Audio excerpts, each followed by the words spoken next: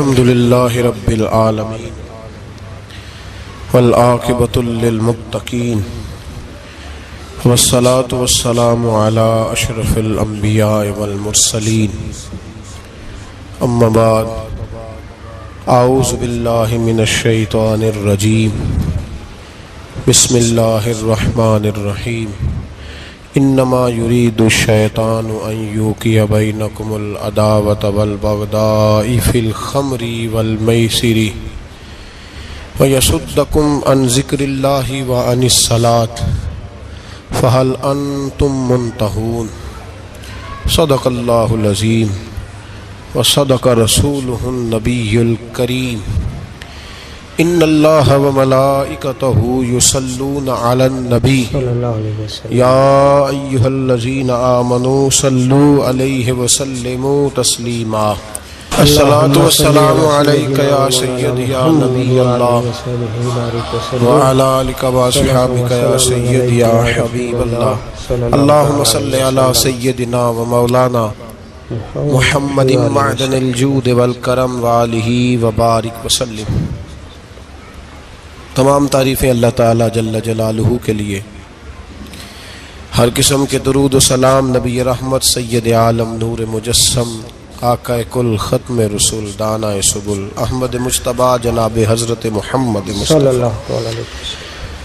صلی اللہ تعالیٰ علیہ وسلم کی ذات والا صفات کے لیے حمد و صلوات کے بعد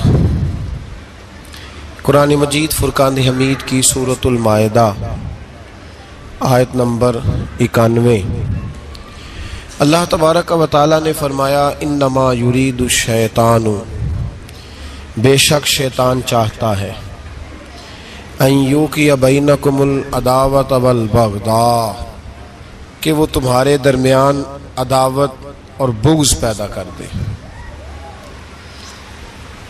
اس کی یہ خواہش ہے، وہ یہ چاہتا ہے کہ تمہارے بیچ دشمنی، عداوت اور بغض پیدا کر دے۔ پھر وہ کیا کرتا ہے؟ پھر وہ بطور ہتھیار دو آلے استعمال کرتا ہے، دو چیزیں بطور ہتھیار کے استعمال کرتا ہے۔ وہ کون سی؟ فرمایا فی الخمر والمیسر، ایک شراب اور دوسرا جوا۔ شراب اور جوے کے سبب سے وہ تمہارے درمیان عداوت اور دشمنی، یہ اللہ کا قرآن ہے۔ اور بندہ مومن کے دل پر جو چیز سب سے زیادہ اثر کرتی ہے وہ اس کے رب کا کلام پاک ہے۔ فرمایا شیطان کی یہ خواہش ہے کہ تمہارے بیچ دشمنی، عداوت ڈال دے۔ کس سبب سے؟ شراب اور جوے کے سبب سے۔ ایک تو یہ چاہتا ہے کہ شراب تم پیو، جوا کھیلو تو تمہارے بیچ دشمنی ہو جائے، اور دوسرا ارشاد فرمایا وَيَصُدَّكُمْ عَنْ ذِكْرِ اللَّهِ وَعَنِ الصَّلَاةِ، اور وہ تمہیں اللہ کے ذکر سے اور نماز سے روکنا چاہتا ہے۔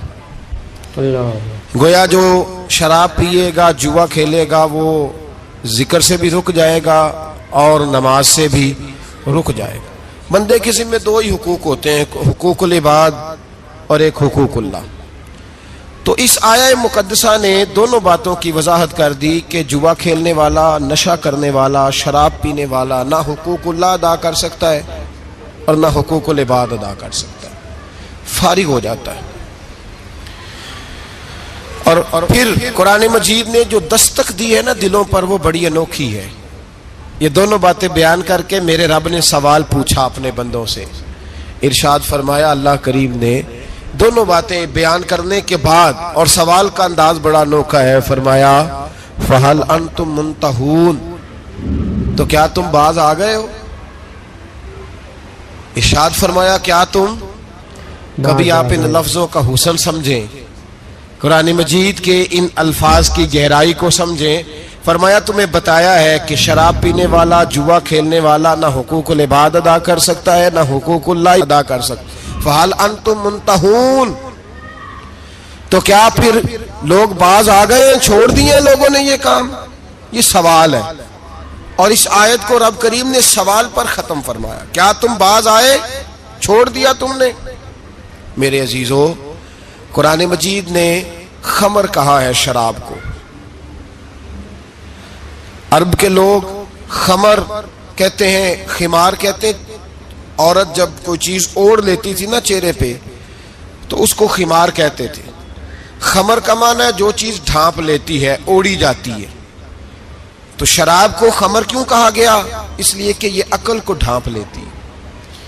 انسان کے پاس ایمان کے بعد جو سب سے قیمتی چیز ہوتی ہے وہ عقل ہوتی ہے, شعور.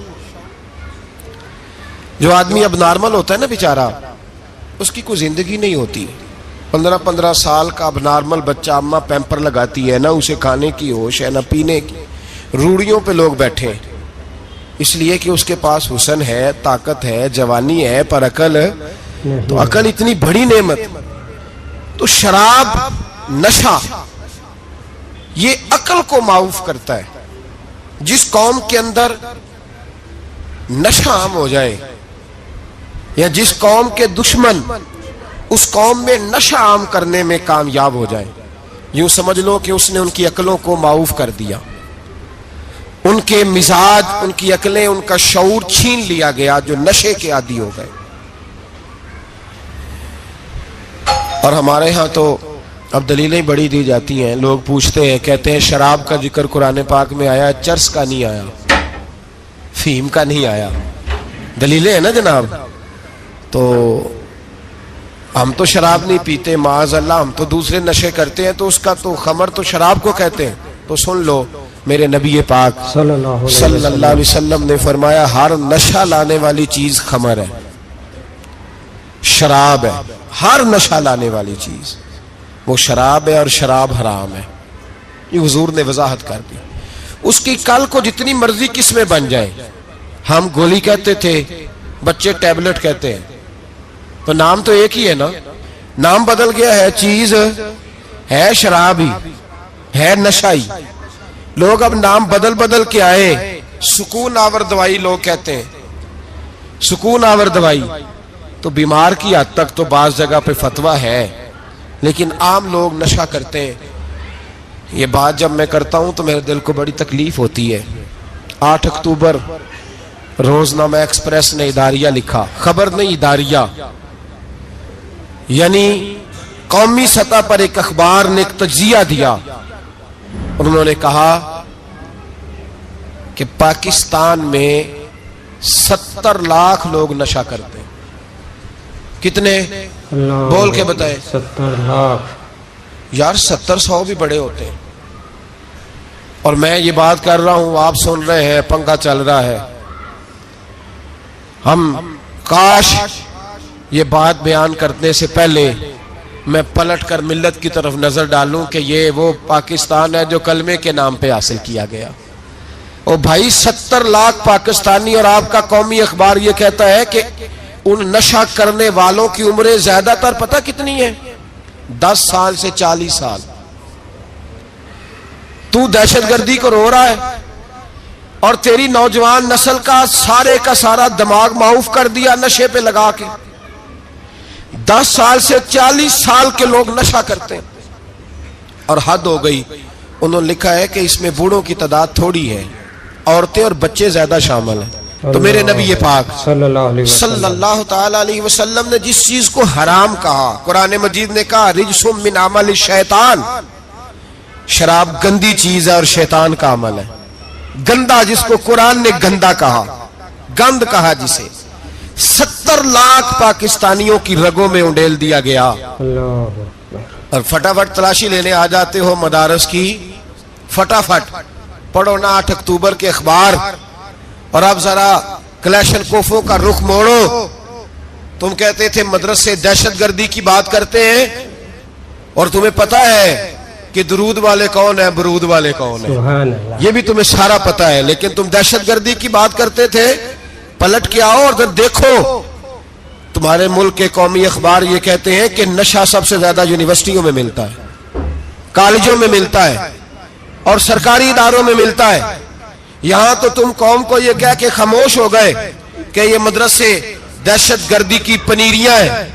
تو وہ قوم کا جوان جس کی ماں نے زیور بیچ کر اسے پڑھنے بھیجا تھا, اور گاؤں سے آ کر پڑھنے والے بھول گئے کہ کس کی ماں نے کتنا زیور بیچا تھا. جس کی ماں आधी रोटी खाती थी अचार के साथ, और उसने बेटा तुम्हें दिया था कि पंजाब यूनिवर्सिटी मेरे बेटे को कुछ बना देगी, तो बच्चा 5 साल के बाद मां को मिला है तो नशई बना हुआ। कोई वाली वारिस नहीं इन बातों का। पूरी दुनिया, अक़वाम मुत्तहिदा बोलता है, अमेरिका बोलता है तो कहता है दहशतगर्दी की लपेट में है दुनिया। सुनो, पूरी दुनिया में कत्ल, डाका, लूट मार, जबरदस्ती कत्ल से अगर पूरी दुनिया में रोज औसतन लोग इंतकाल करते हैं तो वो 39 है, पूरे 40 नहीं। 39 लोग रोजाना कत्ल से, डकैती से, दहशतगर्दी से, बम ब्लास्ट से मरते हैं पूरी दुनिया में। और नशे से रोजाना 700 आदमी मरता है। तो बड़ा खतरा तो नशा है तुम्हारे लिए, ड्रग्स है, वो तुमने आम दिया हुआ है। मेरा कलेजा फटता है जब मैं ये बात करता हूं कि इस्लामी मुल्कों की एयरलाइनों में भी शराब दी जाती है। मैं जुम्मे के खुतबे में कुरान पाक आगे रख के मिंबर पर बैठकर किस मुंह से ये बात करूं कि इस्लामी ममालिक ने जो जहाज चलाए हैं उनके अंदर भी शराब दी जाती है। कहते हैं हमने इंटरनेशनल सफर करने होते हैं, हमारी मजबूरी है। तुम्हारी मजबूरी पैसा है कि खुदा रसूल का दीन है? इतना जुल्म। और मैं सूफिया की जमात से ताल्लुक रखता हूं और मेरा यह मौक़िफ़ है कि इनकलाब जब भी आएगा वो तसव्वुफ की बुनियाद पर आएगा। सूफी इनकलाब लाएंगे, पर मैं क्या करूं, मैं मजबूर हूं, मैं छुपा नहीं सकता, मुझे खोल के बतानी पड़ेगी बात। आगे मेरे कुरान है, मस्जिद का मकाम है, क्या करूं? ये बात करता हूं तो मुझे लगता है कि मैं भी मुजरिम हूं इसमें। ये लफ्ज जब अदा करता हूं तो शर्म से मेरी जुबान लड़खड़ाती है कि यार दरबारों पे भी नशा बिकता है। मैं ये बात कर रहा हूं सूफिया का तर्जुमान, दरबारों पे, मजारों पे। और सज्जादा नशीनों, तुम्हें जमीन निगल जाए, आसमान तुम्हें ले उड़े, तुम पर कहर नाजिल हो, तुमने बाप दफन करके तो वहां नशे का अड्डा बना लिया, माओं से बेटे छीनने लगे हो, औरतों के सरों से कपड़े छीनने लगे हो, सुहाग मारने लगे हो, बेटियां और बेटे यतीम करने लगे हो, नशा बेचते हो दरबारों और मजारों पे। ये तमाशा लग गया। आप कैसे करूं ये बात, पर करनी पड़ रही है, मजबूरी है, ये मजमून मुकम्मल नहीं हो सकता। बंद कर दे वो दरबार, हमें नहीं चाहिए जिन दरबारों पे नशा बिकता है। मैं जिम्मेदारी से कह रहा हूं, बात रिकॉर्ड हो रही है। जूते की नोक पे वो सज्जादा नशीन जो उम्मत को ड्रग्स देता है, वो सज्जादा नशीन का डेरा नहीं, वो गंद का अड्डा है। वहां से फैज नहीं मिल रहा, उम्मत की तबाही हो रही है। बता दो, फैला दो, इसको एतराज करना है, करो। मेरे रसूल पाक सैयद आलम सल्लल्लाहु ताला अलैहि वसल्लम का दीन जरूरी है, किसी पीर की सज्जादगी जरूरी नहीं है। बोलिए, सज्जादगी जरूरी नहीं है। बड़ी जिम्मेदारी से कह रहा हूं और नुमाइंदगी कर रहा हूं अपनी जमात की। ना हमारे बुजुर्गों ने कल इसकी हिमायत की थी, ना आज करते हैं, ना कयामत तक करेंगे। बंद कर दे वो दरबार और मजार। बुजुर्ग दुनिया में ये काम करने आए थे और हमारी सोच इतनी गिर गई है, इतने हम कमजोर हो गए। कहते हैं जब उसको चढ़ जाती है तो फिर बड़ी मार्फत की बातें सुनाता है। तुझे शर्म नहीं आई है लफ्ज कहते हुए? अब नशई तुझे मार्फत सिखाएगा? अब तू शराबी से, भंगी चरसी से दीन सीखेगा? कहते हैं उसने पी हुई थी, चढ़ी हुई थी, मैं बात कर दी तो मेरा काम बन गया। इतनी गंदी और मैली सोच साहिब ईमान की होती है। तो अब नशइयों से जाकर दुआएं कराएगा?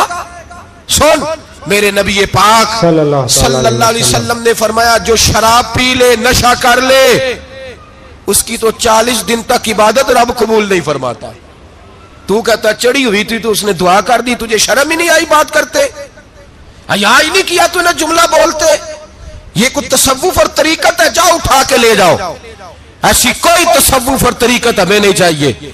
हमें वो वाली तरीकत चाहिए जिसमें खुदा के कुरान की बात होती है और मोहम्मद मुस्तफा के फरमान की बात होती है सल्लल्लाहु अलैहि वसल्लम। तो भाई याद रखो, ये कोई तरीका नहीं। एक मजार है, मुझे एक साहब कहने लगे आ जाए यहां भी फातिहा पढ़े। میں نے کہا یہاں کیا ہے؟ کہنے لگے تھے تو بابا جی نشہ وشا کرتے، پر اب سنا ہے لوگوں کی منتیں بڑی پوری ہوتی ہیں، مجھے جذبات بڑے کم آتے ہیں۔ میں نے اس آدمی کو گریبان سے پکڑ لیا، میں کہ ادھر ہٹ، وہ تو نشہ کرتا تھا اور تو جاتا تھا، تیری یہ کیسے طاقت ہوئی؟ تو نے مجھے مشورہ دے دیا ہے، تو ہمیں کمزور سمجھتا ہے؟ ہم کمزور ایمان کے لوگ ہیں، اور میں یہاں تجھے کہوں گا نہیں نہیں میں یہاں نہیں جاتا، میں وہاں جاتا ہوں۔ بالکل کوئی لگی لپٹی بات نہیں، کھری بات۔ تصوف وہ، دربار وہ جہاں قرآن پڑھا جائے اور رسول اللہ کی حدیث سکھائی جائے، باقی کوئی مطلب نہیں کسی قسم کا۔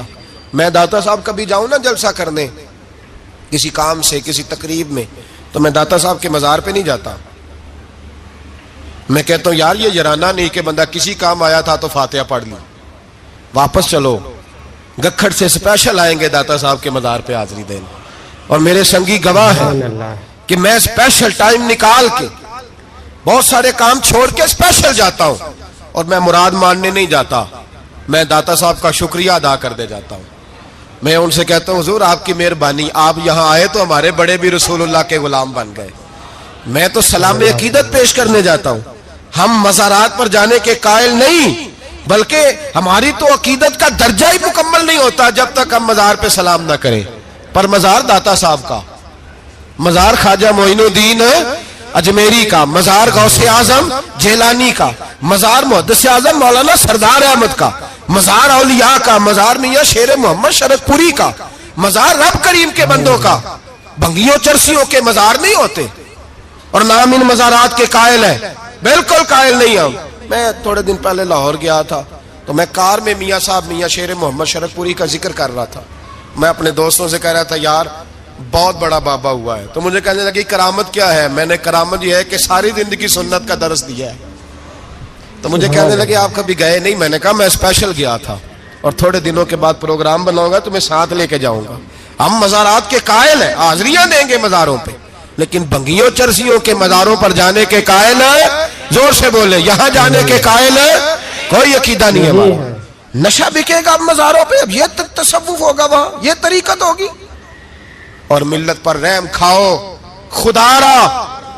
اگر تمہارے قومی ادارے کہتے ہیں رپورٹ کرنے والے کہ 70 لاکھ پاکستانی نشہ کرتا ہے، تو کیا تمہیں یہ نہیں پتا کہ نشہ بیچتا کون ہے؟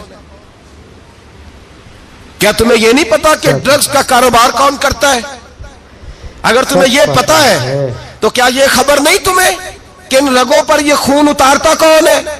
میں اپنے بزرگوں سے معذرت کے ساتھ، نشے کا آغاز، ناراض تو نہیں ہو جائیں گے بزرگ، نوجوانوں کو میں لتاڑ لیتا ہوں لیکن بزرگوں کی عزت کرنا سنت ہے، تو میں بزرگوں سے معذرت کے ساتھ یہ یوں سمجھ لیے خوگرے حمد سے تھوڑا سا گلا بھی سن لے، نشہ سگریٹ سے شروع ہوتا ہے، سگریٹ سے۔ میں تمباکو کو حرام نہیں کہتا، یہ فتویٰ نہیں دے رہا، تمباکو کا حکم وہی ہے جو مولی کا ہے، جو کچے پیاز اور لہسن کا ہے، کہ آپ جب کھا لیتے ہیں تو منہ سے بدبو آتی ہے، تو آپ مسجد میں آئیں تو آنے سے پہلے مسواک کریں، منہ صاف کریں، پھر آپ آ جائیں، تو جائز ہے، مکروہ ہے لیکن حرام ہے۔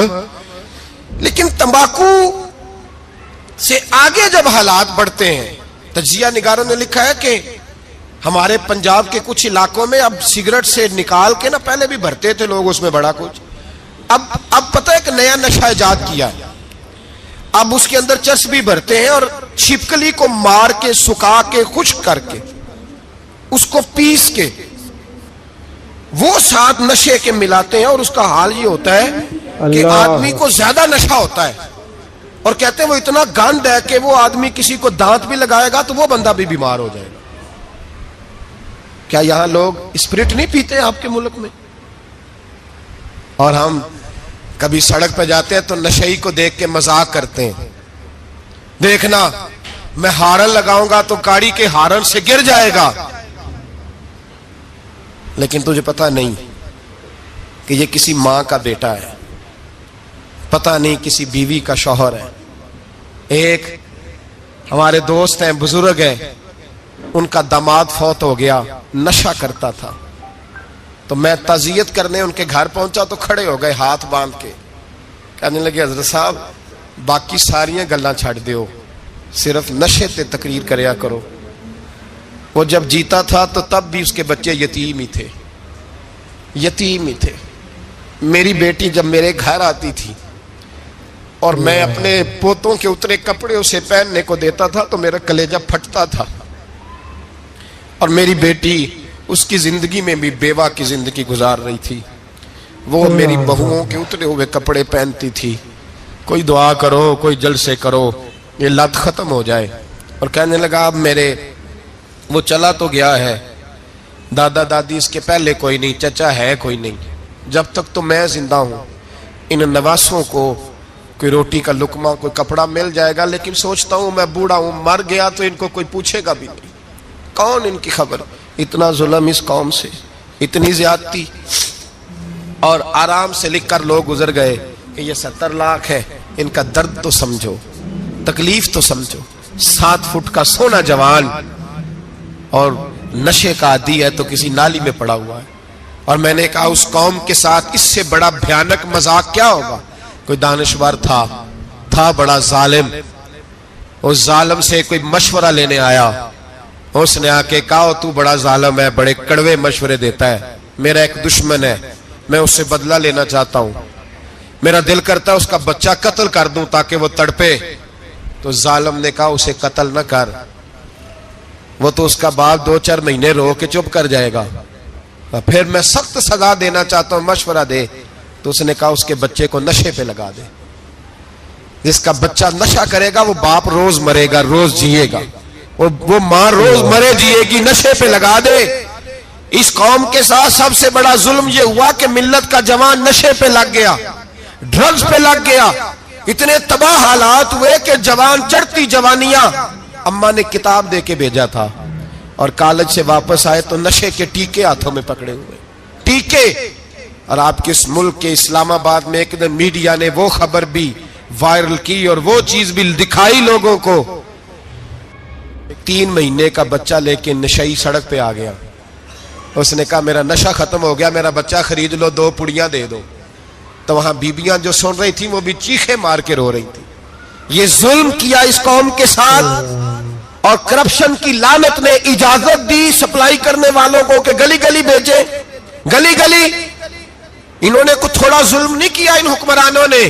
اور ہماری اپوزیشن اس کو نہ صرف اتنا پتا ہے کہ یہ جائیں اور ہم آئیں، اس سے زیادہ کوئی غرض نہیں. بھائی کرپشن کے خلاف نکلے ہو تم، نشے کے خلاف کس دن نکلو گے؟ جوئے کے خلاف کس دن؟ قوم تو مر رہی ہے نشے سے، اس کے خلاف میدان میں کب آؤ گے؟ صرف اتنا ہے کہ یہ جائیں اور ہماری باری آئے، اس سے زیادہ کچھ نہیں. جتنے مجرم وہ ہیں اتنے ہی تم بنتے جا رہے ہو، اس لیے کہ اصل بات پر نہ وہ آتے ہیں اور نہ اصل بات پر یہ آتے.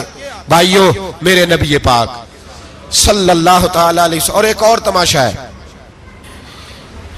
یہ میرے پہ اللہ کا یہ احسان رہا. اس لیے نہیں کہ میں پرہیزگار آدمی ہوں، نیک ہوں، اس لیے نہیں، ویسے ہی اللہ بعض اوقات اسباب بناتا ہے، سبب بناتا ہے. مجھے نہ شراب کے رنگ کا پتہ ہے، نہ اس کی خوشبو کا پتہ ہے، نہ میں نے کبھی زندگی میں دیکھی ہے. یہ کرم ہے میرے حضرت صاحب کا، میں نے نہیں دیکھی، مجھے نہیں پتا کیسی ہوتی ہے. کچھ باتیں میں نے سنی ہیں. سبحان اللہ. ایک محفل میں بیٹھا تھا مجلس میں، تو ایک شخص نے کہا کھانسی نہیں جاتی بچے کی. دوسرا اس کو مشورہ دے رہا ہے، کھانسی نہیں جاتی، بڑی دوائی دیسی بھی فلاں بھی بڑی کھائی. مشورہ دیا اس کو کہ تو اس طرح کر، اس کو نا شراب کے 2-4 چمچے پلاؤ. کہتے ہیں جی اس کو نا یہ پلاؤ تو صحیح ہو جائے گی. تو میں نے پلٹ کے اس کی طرف دیکھا، میں نے کہا کوئی عقل کر، کیا مشورہ کرنا؟ مولانا میرا تجربہ ہے. میں نے کہا تیرا تجربہ افضل ہے یا رسول اللہ کا فرمان زیادہ افضل ہے؟ تیرا تجربہ افضل ہے. حضرت ام سلمہ رضی اللہ تعالیٰ عنہ کہتی ہے میں نے عرض کی یا رسول اللہ صلی اللہ علیہ وسلم میری بچی بڑی بیمار ہے، تو مجھے کسی نے کہا ہے یہ تھوڑی سی نشے والی چیز ہے، یہ بنا کے تیار کر کے دو، صحیح ہو جائے گی.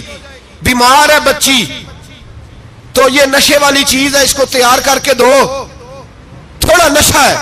اگرچہ بعض، میں نے شروع میں کہا، بعض لوگ مریض کو، سخت مریض کو ایسی ادویات جو مجبوری بن جائے اس کی گنجائش اور اجازت دیتے ہیں. محتاط علماء تو اس میں بھی بہت ساری چیزیں پہلے بیان کرتے ہیں، لیکن اس نے کہا جی میرا نشہ دینا ہے شفا کے لیے. تو حضرت ام سلمہ کہتی ہے میرے نبی پاک نے میری طرف دیکھا، میری طرف. تو میں نے کہا یا رسول اللہ آپ کیا فرمانا چاہ رہے ہیں؟ تو نبی پاک نے فرمایا ام سلمہ کبھی ناپاک چیز میں بھی شفا ہوئی ہے، کبھی ناپاک چیز میں بھی، کبھی شراب اور خمر میں بھی شفا ہو سکتی ہے۔ شفا رب کریم نے رکھی ہے پر شہد کے اندر رکھی ہوئی ہے، شفا اللہ نے رکھی ہے قرآن مجید میں رکھی ہوئی ہے، تو اس میں بھی کبھی یہ حضور نے بیان کیا ہے کہ اس کے اندر شفا ہو سکتی، تو امت کتنی دلیری کرتی ہے جو یہ مشورے دیتی ہے کہ اس کے اندر نشہ ہے، شراب ہے، تو کھانسی چلی جائے گی تو فلانی بیماری چلی جائے گی۔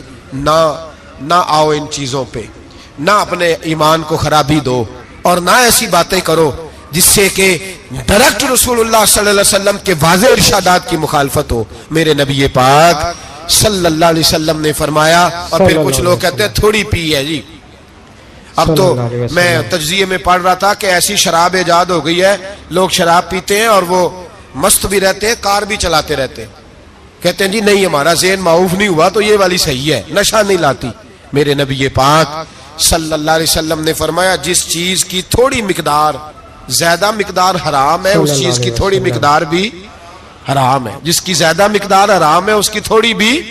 تو خمر اور شراب اگر فل پینا جائز نہیں تو تھوڑی پینا بھی جائز، یہ حرام ہے اور حرام تھی اور قیامت تک حرام ہی رہے گی۔ میرے نبی پاک صلی اللہ علیہ وسلم نے منع کیا اور حضور نے اظہار ناپسندیدگی فرمایا، اور میں 40 دن تو عبادت ہی قبول نہیں ہوتی شراب پینے والے جب تک سچی توبہ نہ کرے۔ ایک دن صحابہ بیٹھے تھے سارے، حضرت ابوبکر صدیق بھی تھے، فاروق اعظم بھی تھے، عثمان غنی بھی تھے، ڈھیر ساری تعداد تھی صحابہ کی، سارے تشریف فرما تھے۔ حضرت عبداللہ ابن عمر رضی اللہ تعالیٰ عنہ حدیث کے راوی ہیں، اور مستدرک للحاکم کے اندر، ابن حبان کے اندر یہ روایت موجود ہے۔ فرماتے صحابہ نہ بات کر رہے تھے، اور بات یہ کر رہے تھے کہ یار لوگوں کو گناہوں سے کیسے روکا جائے، لوگوں کو گناہوں سے گفتگو صحابہ یہ کر رہے تھے۔ عبداللہ ابن عمر کہتے ہیں بیٹھے تھے اور یہ گفتگو کر رہے تھے کہ گناہوں سے پلاننگ جی ہوتی تھی، ان کی جو محفلیں ہوتی تھی نا بیٹھ کے، وہ خوش گپیاں نہیں ہوتی تھی، بلکہ وہ تبلیغ کی، جد و جہد کی، لوگوں کو برائی سے منع کرنے کے لیے بیٹھتے تھے، اس پر منصوبہ بندی کرتے تھے، پلان کرتے تھے، آگے ترتیب دیتے تھے۔ گفتگو ہو رہی تھی تو اب آپس میں بات ہونے لگی کہ کون سا گناہ زیادہ برا ہے جس پر سب سے پہلے کام کیا جائے۔ تو دور ایک صحابی بیٹھے تھے، ان کا نام تھا عبداللہ ابن عمر، ایک عبداللہ بن عمر ہے اور ایک عبداللہ ابن عمر ہے۔ حضرت عبداللہ ابن عمر دور بیٹھے تھے، بڑے سمجھدار سیانے باریک بین آدمی تھے۔ تو حضرت عمر فاروق اپنے بیٹے سے کہنے لگے جا عبداللہ ابن عمر سے پوچھ کے آ کہ سب سے سخت گناہ کون سا ہے۔ توجہ ہے میرے بھائیوں، ادھر دیکھیے گا میری جانب، پوچھ کے آ کہ سخت گناہ کون سا ہے جی۔ عبداللہ بن عمر رضی اللہ تعالیٰ عنہ کی خدمت میں جب عبداللہ ابن عمر گئے تو جا کے کہنے لگے کہ صحابہ پوچھتے ہیں کہ آپ نے زیادہ وقت گزارا ہے نبی رحمت صلی اللہ علیہ وسلم کے پاس، تو بتلائیے برا گناہ کون سا ہے، سب سے سخت گناہ، تاکہ سب سے پہلے اس پر پابندی لگائی جائے، اس پر محنت کی جائے۔ تو حضرت عبداللہ ابن عمر کہنے لگے صحابہ کو جا کے بتا دو کہ سب سے برا گناہ شراب پینا ہے، سب سے برا گناہ، اور یہ ام الخبائث ہے، برائیوں کی جڑ ہے، گناہوں کی ماں ہے، یہ بنیاد ہے، باقی گناہ اسی سے شروع ہوتے ہیں۔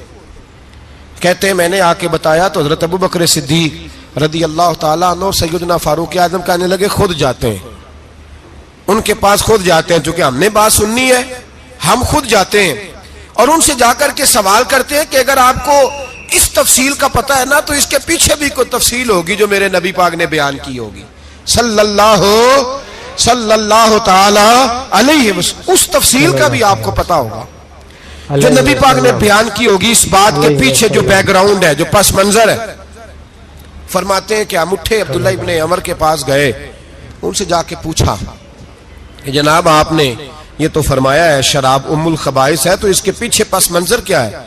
تو عبداللہ ابن عمر کہنے لگے یہ میں نے اپنے پاس سے نہیں کہا، یہ میں نے نبی پاک سے سنا ہوا ہے۔ حضور سید عالم صلی اللہ علیہ وسلم بیٹھے تھے تو حضور نے فرمایا شراب، یہ نشہ، یہ برائیوں کی ماں ہے۔ اور پھر حضور نے ایک مثال بیان فرمائی، نبی رحمت علیہ السلام نے فرمایا بنی اسرائیل کا ایک واقعہ ہے، ایک خوبصورت جوان تھا، ایک عورت کا دل آ گیا اس پر۔ یہ یاد رکھ لیں، ہم لڑکوں کو منع کرتے رہتے ہیں لیکن ہمیں گھر کی بچیوں پر بھی توجہ دینی ہوگی, ہمیں ان کے فون پر بھی نگرانی کرنی ہوگی, ہمیں وہاں بھی غور کرنا ہوگا. اس لیے کہ اگر کوئی بچی گنجائش نہ دے تو میرا خیال ہے کہ لڑکا جرت کرنے کی طاقت نہیں رکھتا. تو وہاں بھی ان کی اماں سے کہے کہ پابندی لگائے, بچی کسی کا موبائل لے کر کے کہیں اس کو استعمال تو نہیں کر رہی, اس پودے پر بھی توجہ دے, درخت بننے سے پہلے اس کی بھی نگرانی کریں, یہ بھی بڑا ضروری کام ہے. عورت کا دل آ گیا تو نبی پاک علیہ الصلوۃ والسلام فرماتے اس نے کوئی بہانہ لگایا, کسی کو کہا کہ اس نوجوان کو بلا کے لاؤ, اس کو کہو کہ ہم نے کوئی گواہی لینی ہے تجھ سے. وہ نوجوان آیا, ایک کمرے میں داخل ہوا تو اگلے کمرے میں لے گئے, وہاں داخل ہوا تو اس سے اگلے کمرے میں لے گئی, وہ داخل ہوا تو اسی طرح 7 مکفل کمروں میں لے گئی. میرے کریم رسول میرے محبوب پاک علیہ السلام فرماتے ہیں, صحابہ کو سمجھا رہے ہیں میٹھے لب و لہجے میں, فرماتے جب سب سے پچھلے کمرے میں لے گئی تو ایک لڑکا بندھا ہوا تھا وہاں رسیوں سے, شراب کا پیالہ پڑا ہوا تھا. اور بی بی کہنے لگی کوئی گواہی شواہی نہیں لینی, تجھے اس لیے بلایا ہے کہ تیرے اوپر دل آ گیا ہے, اب میرے ساتھ منہ کالا کر. تو وہ جوان کہنے لگا نہیں, میں نے اپنے نفس کو پاک رکھا ہوا ہے, میری نظر بھی پاک ہے, دل بھی پاک ہے, اور اس کی برکت یہ ہے کہ رب نے میری روح کو بھی پاک رکھا ہوا ہے, تو میں یہ حرکت نہیں کر سکتا. پاک لوگ پلید کاموں کی جانب توجہ نہیں کرتے, میں یہ حرکت نہیں کر سکتا. اقبال نے اپنے بیٹے کو دعا دی تھی, اس نے کہا تھا حیا باقی نہیں ہے زمانے کی آنکھ میں, خدا کرے کہ رہے تیری جوانی بے داغ, خدا کرے کہ رہے تیری جوانی بے داغ. کہا میرے ساتھ منہ کالا کر, اس نے کہا میں نہیں کرتا. کہنے لگی چل پھر اس کو قتل کر, اس کو میں نے باندھا ہوا. اس نے کہا میں قتل کیوں کروں, میری کیا دشمنی ہے. کہا پھر شراب پیو. کہا میں شراب بھی نہیں پیتا. تو کہنے لگی اب تو میں نے تجھے اپنے چنگل میں پھانس لیا ہے, اب تو یہاں سے بچ کے جا نہیں سکتا, اور اگر تو باہر جائے گا تو میں شور کروں گی, لوگ جمع کروں گی, اس نے میری عزت آبرو پہ ہاتھ ڈالا ہے, تو بچ تو نہیں سکتا, ایک کام تو کرنا پڑے گا. محبوب فرماتے ہیں اس نوجوان نے سوچا کہ زنا بھی بہت بڑا جرم ہے, قتل بھی بہت بڑا گناہ ہے, چلو اب مجبوری ہے تو شراب پی لیتا ہوں. لیکن وہ سمجھا نہ کہ شراب تو بنیاد ہے. اس نے ایک پیالہ جو پیا, کہنے لگا ایک اور دے دو. دوسرا پیا تو کہنے لگا ایک اور دے دو. اب 3 پیالے 3 بوتلیں شراب جو پی چکا تو خماری چڑھ گئی. اب اس عورت کے قریب جانے لگا کہ میں تیرے ساتھ زنا کروں گا. اس نے کہا جب تک میں قریب نہیں آنے دوں گی جب تک تو اسے قتل نہ کرے. اس نے اسے قتل بھی کیا, زنا بھی کیا. تو محبوب فرمانے لگے یہ قتل اور زنا جو ہوا ہے تو یہ شراب کی وجہ سے ہوا ہے. گویا شراب وہ جرم ہے جو قتل بھی کرائے گی, جو زنا بھی کرائے گی. اور اگر آپ نشئی کو دیکھیں, اگر آپ شرابی کو دیکھیں تو کیا وہ ڈکیتیاں نہیں کرتا پھرتا, وہ چوریاں نہیں کرتا, وہ اپنی ہی ماں کا زیور نہیں بیچ آتا, وہ اپنی ہی بہن کا پڑا ہوا جہیز نہیں بیچ آتا, وہ اپنے ہی گھر میں ڈاکے نہیں ڈالتا, وہ اللہ کے گھر مسجد میں آ کر کے چوری نہیں کرتا. وہ صرف اس لیے کرتا ہے کہ یہ نشہ, یہ شراب, یہ ماں ہے گناہوں کی, یہ جڑ ہے. ملت کے لوگوں یاد رکھو, اس امت, اس پاکستان کے ساتھ جہاں بہت سارے ظلم ہوئے, وہاں بڑا ظلم یہ ہے کہ بہت بڑا طبقہ جوانوں کا نشے کا عادی ہے. وہ نشہ انہیں عشق مجازی اور عورتوں کے عشق کی جانب لا رہا ہے. وہ نشہ چوریاں کرا رہا ہے, قتل کرا رہا ہے, ڈکیتیاں کرا رہا ہے. بہت بڑے ظالموں نے بہت بڑے ہاؤس بنائے ہوئے ہیں جن کے اندر شراب فراہم کی جاتی ہے, نشہ دیا جاتا ہے. میں نے تو ایسے ایسے لفظ سنے کہ الیکشن کے دنوں میں ووٹ لینے کی خاطر سیاستدان انہیں نشہ فراہم کرتے ہیں, انہیں باندھ کے رکھتے ہیں, روز تمہیں پڑیا ملے گی, ووٹ ہمیں ڈالنا. اتنا ظلم, اتنی زیادتی, اتنا جبر, ایک انسان کے ساتھ کھیلنا. لوٹ آؤ, پکڑو ان کا دامن, اپنے گھروں کو بچاؤ, اپنے دوستوں کو بچاؤ. جاگو جاگو امت کے لوگوں جاگو, میرے نبی پاک صلی اللہ علیہ وسلم کے کلمہ گو لوگوں کو بچاؤ. ان پر اگر سختی کرنی پڑتی ہے تو کرو, پیار کرنا پڑتا ہے تو کرو, محنت کرو, جدوجہد کرو. ایک صحابی تھے نعمان بن عبداللہ, کیونکہ عرب کے لوگ شروع سے شراب پیتے تھے, حرام نہیں, بعد میں حرام ہوئی. ایک دن غلطی ہو گئی, शराब पी ली, फिर से भूल गए।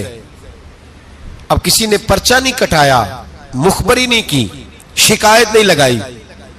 जब नशा उतरा तो खुद ही ख्याल आया ये मैं क्या कर बैठा हूं, खुद एहसास, तो एहसास भी नहीं ना होता। दौड़े आए नबी पाक की बारगाह में और आके हाथ बांधे, या रसूल अल्लाह सल्लल्लाहु अलैहि वसल्लम मुझे पाक कर दे। आका और रोते जा रहे। हुजूर ने सहाबा से कहा देखो इसके मुंह से शराब की बदबू आती है, क्या हुजूर आ रही है? मां ज्यादा प्यार करती है या रसूल पाक? बाप ज्यादा प्यार करता है कि नबी पाक? हुजूर भी रहमत लिल आलमीन है उम्मत के लिए, लेकिन जब साबित हो गया ना कि शराब पी है तो फिर मेरे महबूब ने फरमाया अब इसकी सलाह जरूरी है, हुक्म दिया। और जब बात की तो जाहो जलाल के आलम में की, रोब और दबदबे, फरमाया ले जाओ बाहर, सुतून से बांधो, कोड़े मारो। हजरत अबू हुरैरा कहते हैं उसे कोड़े लग रहे थे, कोड़े। तो मेरे नबी पाक अंदर बेचैनी के आलम में टहल रहे थे, कभी इधर जाते, कभी उधर जाते, कभी इधर आते, कभी उधर। या रसूल अल्लाह सल्लल्लाहु अलैहि वसल्लम आप उसके लिए ये कर रहे, तो शराब पी के आया है। तो मेरे हबीब ने फरमाया तूने गलती करना देखा है, एहसास करना नहीं देखा, खुद चल के आना माफी मांगना नहीं देखा। मेरे नबी पाक ने फरमाया गलती हुई है तो मैंने सजा भी दी है और मुझे उम्मीद है आइंदा गलती करेगा भी नहीं। लेकिन गलती हो गई तो क्या हुआ, वो खुदा से भी प्यार करता है, मोहम्मद मुस्तफा से भी प्यार करता है। इन लोगों को मुआशरे से काटे ना, इनको जहाज कह के नशई कह के काटे ना। ये किसी माँ की आंखों के तारे हैं, ये किसी बहन के राज दुलारे हैं, किसी बीवी के सर का ताज है। कोई बेटी इंतजार कर रही है कि मेरा बाप शाम को घर आएगा। ओ भाइयों, इन पर मेहनत करो, इनके इलाज कराओ, जद्दोजहद करो इनके लिए, इन्हें तौबा की तरफ लाओ। मेरे शेख पीराने सिलसिला हजरत जुनैद बगदादी रहमतुल्लाह ताला अलैह तकरीर कर रहे थे तो एक शराबी पे असर हो गया, दौड़ा हुआ आया, कहने लगा हुजूर हर रोज शराब पी है, 40 साल हो गए शराब पीते, आपकी बातें दिल को लग गई हैं, लेकिन आज तौबा करूंगा तो अल्लाह माफ कर देगा। तो हजरत जुनैद बगदादी फरमाने लगे तेरा कोई इंतजार कर रहा है? तो कहने लगा हुजूर नशइयों का, शराबियों का कौन इंतजार करता है? कुछ जमाना अम्मा इंतजार करती थी, अब समझ गई वो नहीं आएगा। कौन इंतजार करता है? समझ गई वो नहीं आएगा। कुछ अरसा बीवी ने इंतजार किया, समझ गई किसी नाली में पड़ा होगा, नहीं आएगा। बहन भाई बाल बच्चे इंतजार करना छोड़ गए, अब मेरा कोई नहीं इंतजार कर रहा। तो हजरत जुनैद बगदादी रो पड़े, फरमाने लगे नहीं, रब की रहमत तेरी तौबा का अभी भी इंतजार कर रही है, खुदा का करम तेरी तौबा का इंतजार कर रहा है, आजा, दरवाजा खुला हुआ, लौट आया। वो शख्स कहता है जब बात सुनी तो अल्लाहु अकबर कहा, कपड़े फट गए, कदमों में गिरा, वुजू किया, गुस्ल किया, मस्जिद आया, कहने लगा या अल्लाह तू वाकई राजी है, वाकई राजी है? तो फरमाते हैं जब वो रो रो के ये दुआ कर रहा था तो मस्जिद के हर कोने से आवाज आने लगी, तूने सच्ची तौबा कर लिया तो तेरा रब राजी हो गया है, इनको पकड़ के लाओ। और हजरत जुनैद ने ये बात सीखी कहां से? हजरत सीरी सख्ती से। हजरत सीरी सख्ती आपके मुर्शद तो गुजर रहे थे गली में, एक दरख्त के नीचे रश बड़ा था, दरख्त था तो लोग वहां इकट्ठे थे, रश था। तो आपने कहा जुनैद पता तो कर यहां क्या है? लोगों ने कहा हुजूर एक शराबी शराब के नशे में मस्त ऑल फॉल बोल रहा है और लोग तमाशा देख रहे हैं। हजरत गए, छड़ी हाथ में थी, जवानों से कहा चलो निकलो भागो, सब लोग चले गए। तो फरमाया जुनैद जा प्याले में पानी ला। फरमाते मैं पानी लाया तो हजरत ने अपने हाथों से उसका मुंह धो डाला। अल्लाह करे इनका कोई मुंह धोने वाला याद है, अल्लाह करे कोई आए जो इनका मुंह धो डाले। ये तो बेचारे अब उलझ गए गुनाह में, कोई आए इनका बाजू थामे, धो के ना मुंह। तो रब करीम के वली की आंखों में आंसू आए और कहने लगे अल्लाह मैंने मुंह इसलिए धोया है कि जितने लोग शराब की बू सूंघेंगे इसके शराबी होने पे गवाह बनेंगे। चलो अब मुंह धोया है, कोई बू तो नहीं ना सूंघेगा, और लोग तो गवाह ना बनेंगे कि शराबी है। और फिर रो के कहने लगे ए अल्लाह जो मेरी ताकत थी वो मैंने कर दिया, अब जो तेरे कब्जे में है तू भी रहमत फरमा। मेरी ताकत में मुंह धोना था, मैंने धो डाला है, तू दिल धो दिया करता है, मेहरबानी कर इसके दिल को भी सफाई अता फरमा दे। ये कह के चले गए। فرماتے ہیں حضرت جنید میں تہجد کا وضو کرا کے جناب سری شکتی کو مسجد میں لے کے پہنچا تو وہ شرابی مجھ سے پہلے مسجد میں بیٹھا ہوا تھا اور آوازیں آ رہی تھی، سری تو نے منہ دھویا تھا تو ہم نے دل بھی دھو ڈالا ہے، دھو ڈالا۔ ان کے بازو تھامو۔ اگر حکومتیں تغافل برستی ہیں، غفلت کرتی ہیں، تو امت کو، باقی لوگوں کو تو جاگنا چاہیے، پر محنت کرو، انہیں بچاؤ، ورنہ ان کی دنیا تو خراب ہو ہی گئی، آخرت بھی بگڑ جائے گی، آخرت بھی۔ عبداللہ بن مبارک رحمت اللہ علیہ فرماتے ہیں ایک آدمی کو تھوڑا سا میرے پاس آیا جایا کرتا تھا، کچھ اس نے تھوڑا سا سیکھا تھا پھر چھوڑ گیا۔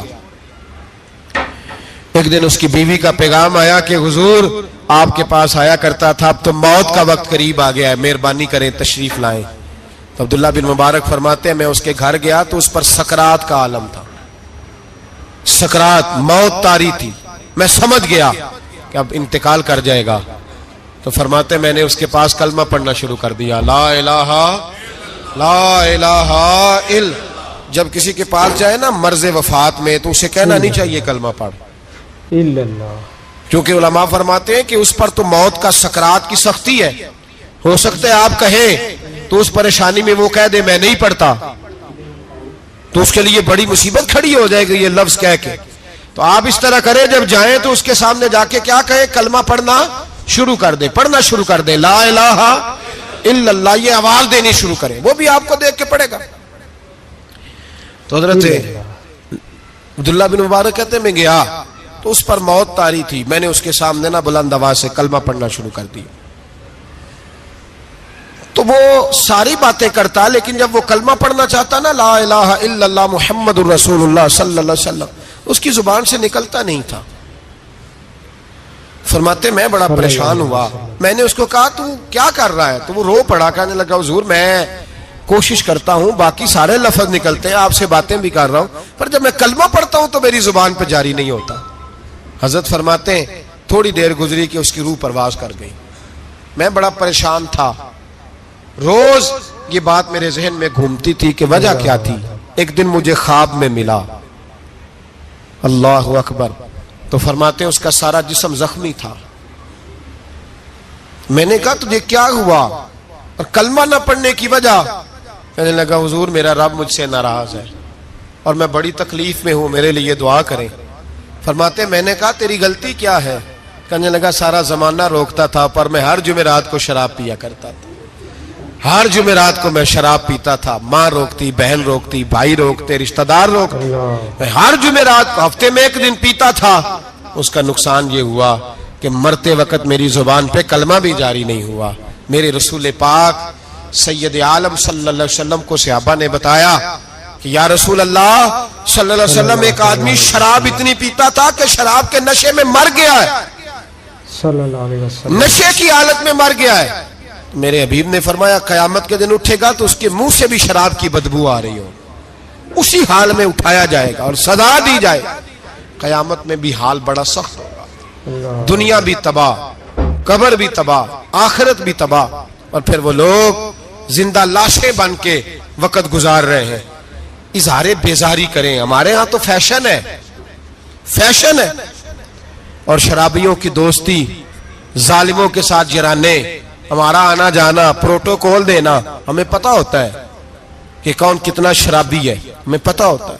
سوشل میڈیا پہ روز ویڈیو آتی ہیں، روز شور اٹھتا ہے، بڑے بڑے شرابی کبابی اس ملک کی باغ دوڑ سنبھالے ہوئے ہیں، پر ہمارے تو یرانے ہیں نا، اس لیے کہ ہمیں بھی تھانہ کلچر کو پروان چڑھانا ہے، ہمیں بھی ضرورت پڑ سکتی ہے، جھگڑے میں تھانے لے جانا پڑتا ہے تو کیا کریں، یرانے رکھنے پڑتے ہیں۔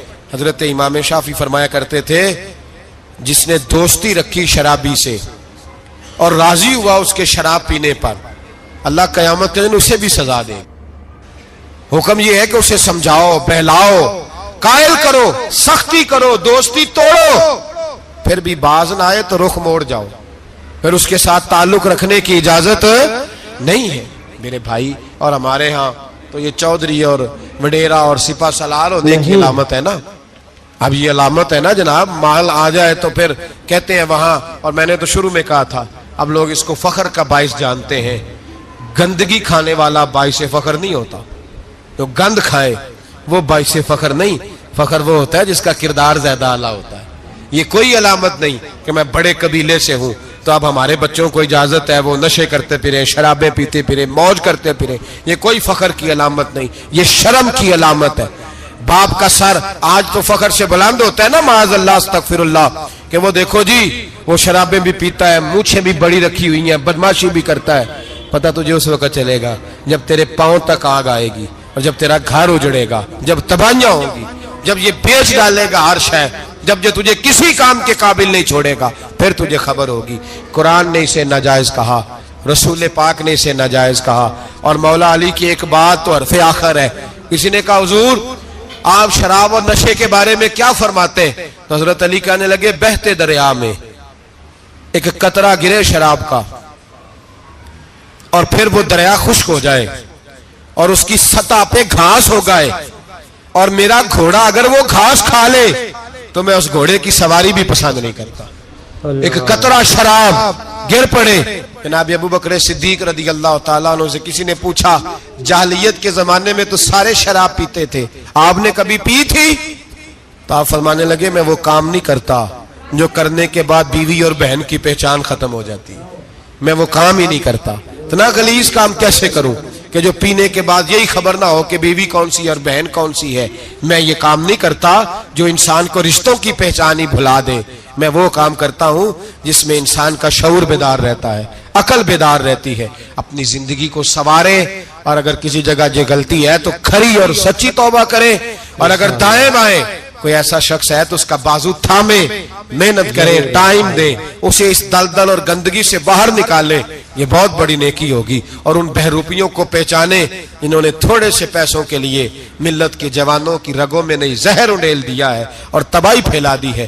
دعا کرتا ہوں رب کریم کی بارگاہ میں اللہ ہمیں سمجھنے کی توفیق عطا فرمائے. آخر دے کے حضور آکھن منگتے دی خیر ہووے، دے کے حضور آکھن منگتے دی خیر ہووے، منگتا کبے سخی دے، منگتا کبے سخی دے، بوہے دی خیر ہووے، دے کے حضور آکھن منگتے دی خیر ہووے، دے کے حضور آکھن.